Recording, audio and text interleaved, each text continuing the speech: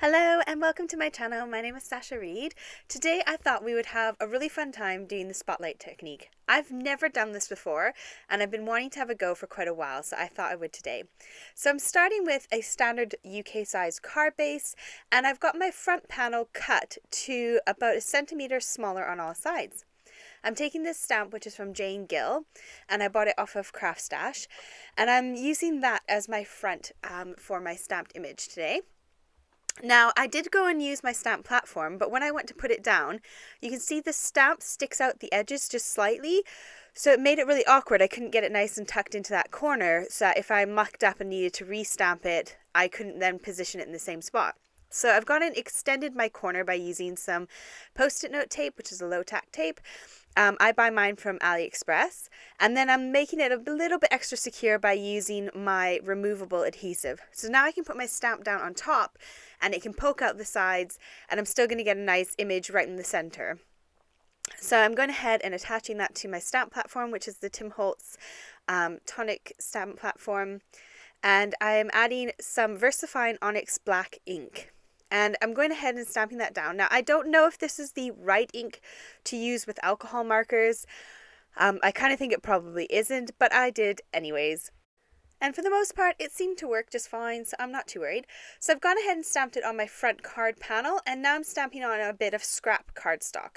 So this is just another piece. Now, I lost my footage, but I used this set of dies here from Surprise Creation. And I die cut out of my scrap bit of card that flower that I just showed you. So I just picked somewhere on my bit of scrap card and cut out the image. I've got my alcohol markers from Arteza. I'll link them down below for you. I really like them. There's some of every color in here, and they seem to work really well and blend really smoothly. So they're the alcohol markers that I tend to use. Now I'm just going ahead and testing them out on my scrap bit of card. You'll see towards the end of the video I just test out a lot more colors on there as well. And I just wanted to find some colors that worked. And I've gone with these purples for this color. And I've got this sort of light pinky purple, which I do change to a more bright pink by the end. Now, I'm not a really good colorer, and I have no artistic experience or talent when it comes to coloring. But I'm using two different shades to add a bit more character and dimension to my flowers, but they are by no means the right way to go about coloring. So don't follow me. If you want to know how to color with alcohol markers, I would definitely follow somebody else. And basically I get really lazy as well. So you can see I'm using the fine point of the pens. There are two sides. There's a fine point and then there's the flathead one. And so I start out by using the fine tip point, and then I get really lazy and just decide, nah, let's just go for it, and we're going to use the other end. So you can see here, I've scrapped that idea, and basically I'm using the dark color around the edges and to highlight those lines in the middle. And then I'm coming in with my light color and kind of blending them in.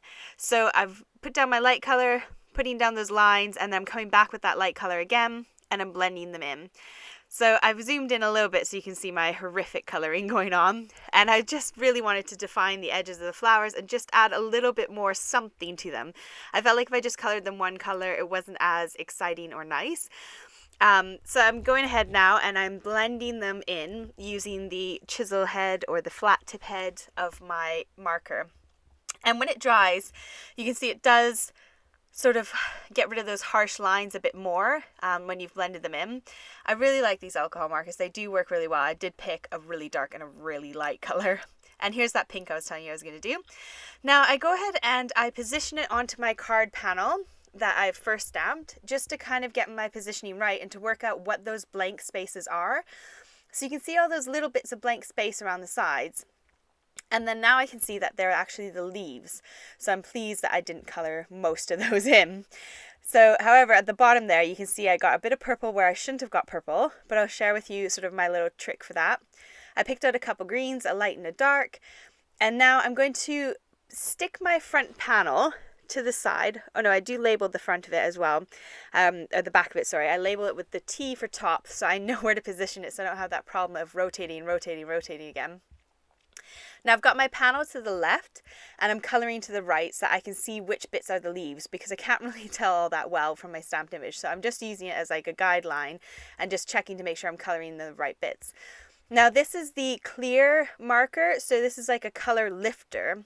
And I do try and lift the colour, and normally it would work a bit better, but I couldn't really get a good solid area to sort of try and rub it off with, but that's okay because that's the background color. So we're going to color that a nice gray neutral color anyways.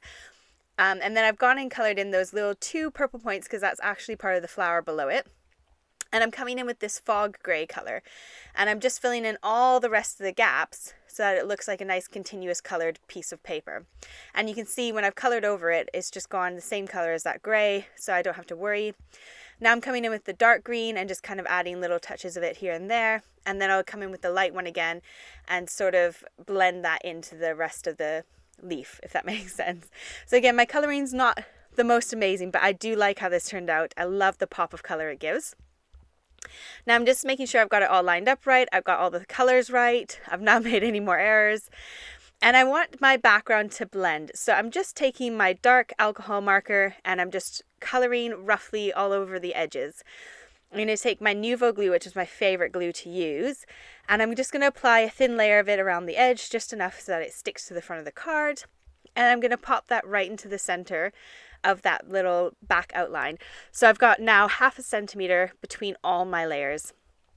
I've gone ahead and added some dimensional stickers to the back of my little flower, making sure to pay attention to where the T is so that I can get it lined up properly and not have to fiddle around too much. And then I'm just going to plop it down. And that is sort of the way that you do a spotlight card. You kind of pick one area of the card and you make it pop by adding some color to it. So I really like how that kind of all worked together.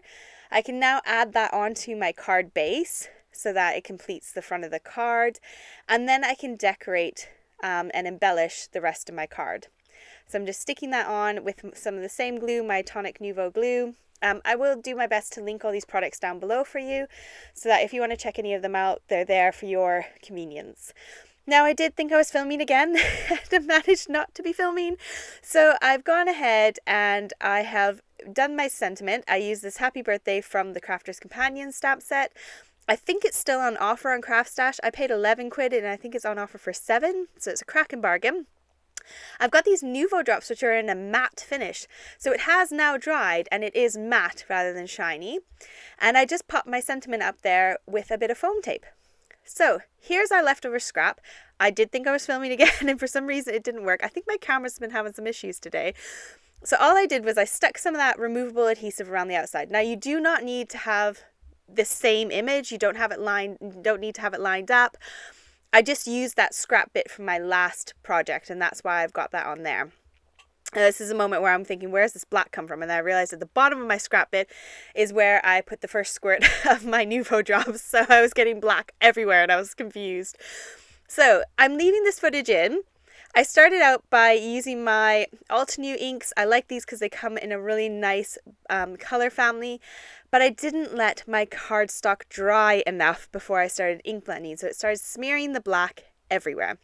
So I've gone and redone it and heat set it this time so it's nice and dry. And now I'm coming in with my blending brushes, which I picked up off of AliExpress, and I'll link them down below for you. They were nice and cheap. I think I paid something like £3 for a pack of 5 or 6. I'll link it down below. You can check it out if you like. And I'm just using 3 out of the 4 colors from these altenew ink pads. And I've got these from CraftStash as well. So I'm going ahead and I'm starting with the light in the middle and going darker as I go out. And then I'm coming back in and kind of blending those 3 layers again and again, just to kind of make sure I've got a nice smooth blend. So this is another way. This is kind of the cheater's easy way of doing the spotlight technique. This is a really nice way to get a pop of color with hardly having to do any work. No coloring involved. So here's my finished image, and as you can see at the top was an oopsie. I didn't make sure that cardstock went high enough and I've got that little edge, but I'll share with you how I fix that in a minute. So now again, I want to do a nice little background edge. And so I'm just inking up the edges of my paper. And yes, it is really heavy and I should have probably used the blending brush so I didn't have quite so much ink because they were very, very juicy ink pads. But I do heat set it to make sure it's dry this time and not smear my ink all over the place. So when that's all done, I'm coming in with a piece of sponge and I'm just going to ink the edges because I already mucked up and got some ink along the edge at the top. So I just thought I'll roll with it. We'll ink all the edges and make sure that we've got a nice blend and that it all looks continuous and even. So that's how I fix that little boo-boo. I did smear some ink at some point along the way, and I made sure to go and wash my hands. Gosh, I was really struggling today. I was really making quite the mess all over the place. But I had a great time, and I made 2 really cool cards that I'm really happy with, and I've got a ton more stamp sets I'm going to use to do this technique. Ideally, you want a stamp set that has got more of an outline image rather than a solid image, so that you can color it in if you want to color it. And so you can see the color when you do the spotlight technique like this. You can see the color showing through it. So make sure you've used sort of an outline stamp image rather than a solid image. And now I'm just going ahead and I am sticking that on the front of my card base and making sure not to rub too much because there is quite a lot of blue going on. I've got my Just For You stamp set, which is also from Crafter's Companion. It's in the same range as the last one, and I love it. I went ahead and I stamped it on black cardstock and embossed it with a teal blue embossing powder. And I will link these down below for you, I hope, so please shout if you don't see them down there. I might have forgotten. On the last card, I stamped it on black and heat embossed in white, which I forgot to mention. So I'm just working out where I want to position my words and how I want it to look. I really wanted to see the center of that flower, so I kind of made it so that the 4 would be just underneath it. And again, I'm going ahead and adding some dimensional stickers on the back so that it pops up just a little bit. And I love this embossing powder. I love how it looks. It's really pretty and it really pops off that black cardstock. And Alina sells it in her shop and it's dead gorgeous. I did a video showing a lot of her embossing powders compared to Nuvo and a few other name brand companies. And her embossing powders are brilliant. So I'm just sticking those on the front, and then I'm going to come in again with my Nuvo drops. I'm using the clear glitter Nuvo drops this time, and I'm just going to go ahead and stick a few dots around the front of the card to finish it off. So these were really quick and simple cards to make. There's a lot of different variations you could do. You could do it with square dies, you could do it with a hole punch if you have a hole punch. It doesn't need to be proper dies. You could use stencils to do a bit of spotlight techniquing. There's so many possibilities that there's just so much you can do. It's a really fun technique. So I hope you have a go. I do have a Facebook group. I'll link that down below. If you'd like to share with us any of the makes that you have created, that you've been inspired by this video for, or any of my videos, pop over there, share them with us. We'd love to see them.